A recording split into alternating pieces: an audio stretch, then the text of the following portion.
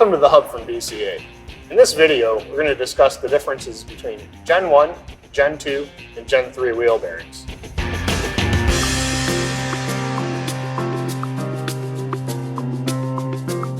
A Gen 1 wheel bearing has no flanges on the bearing. However, it can be used in both driven and non-driven applications. For a driven application, this bearing would be installed to the knuckle, have a hub spindle installed to the bearing, and then be held together with the use of an axle and an axle nut. The next bearing that we'll discuss is a Gen 2 wheel bearing. This bearing has a single flange. In this situation, we're looking at a non-driven bearing.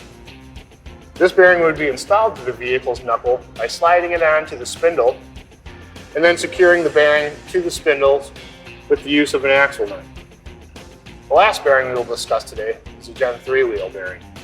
The difference between a Gen 2 wheel bearing and a Gen 3 wheel bearing is the addition of a second flange. This bearing can also be used for both driven and non-driven applications.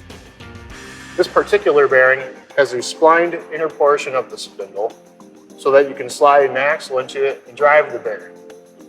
To install this bearing to a vehicle, you would simply bolt it to the knuckle by using the outer ring tap holes and then installing the rotor and the wheel to the hub flange itself. While you're in the hub, please feel free to check out each one of our videos covering Gen 1, Gen 2, and Gen 3 wheel bearing removal and installation.